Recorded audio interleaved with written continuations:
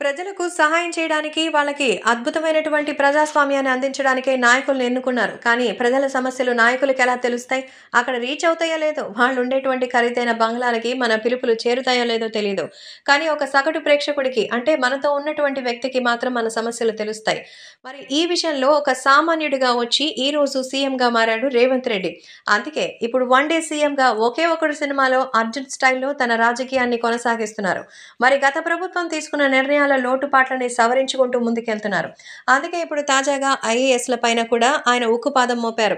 ప్రజా సమస్యలని మరి ప్రభుత్వం దృష్టికి తీసుకెళ్లాల్సింది పోయి పక్కన పెట్టి కావాలనే పక్కదారి పెడుతూ ఉన్నారని, అందుకే స్టిక్ టు పాయింట్ అంటూ ఆయన ఐఏఎస్‌లు, ఐపీఎస్‌లతో మీటింగ్ పెట్టి ఆయనని టాపిక్ డైవర్ట్ చేస్తున్న వాళ్ళ మీద గట్టిగానే సీరియస్ అయ్యారు.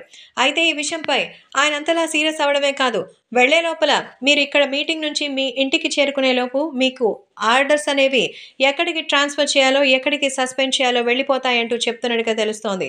మొత్తానికి ముఖ్యమంత్రి రేవంత్ రెడ్డి తీసుకున్న ఈ నిర్ణయాలు చూస్తుంటే కొంతమంది చాలా షాక్‌లో ఉంటే మరికొంతమంది నిజంగా చాలా అద్భుతమని, ఈ రేంజ్‌లో ఆయన మాస్ వార్నింగ్ ఇవ్వడం అంటే అసలు మామూలు విషయం కాదు.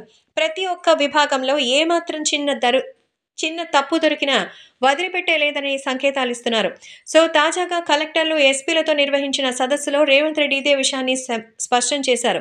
ప్రజలతో శభాష్ అనిపించుకునేంత వరకే ప్రభుత్వంతో, అధికారులతో స్నేహపూర్వకంగా ఉంటుందని, కాదని నిర్లక్షిస్తే ఉపేక్షించేది లేదని రేవంత్ గట్టిగానే వార్నింగ్ ఇచ్చారు. ఈ నేపథ్యంలో రేవంత్ రెడ్డి ముఖ్యంగా పోలీస్ డిపార్ట్మెంట్‌పై స్పెషల్ ఫోకస్ పెట్టారు. అలాగే పౌరులతో గౌరవంగా ఉండాలి. క్రిమినల్స్‌తో కాదు. గంజాయి, డ్రగ్స్‌పై ఉక్కుపాదం మోపాలి.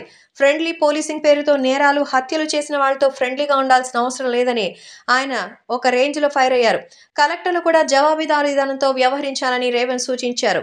ఉత్తమంగా వ్యవహరించాలి. నిర్లక్ష్యం చేస్తే మరి చర్యలు తప్పవు.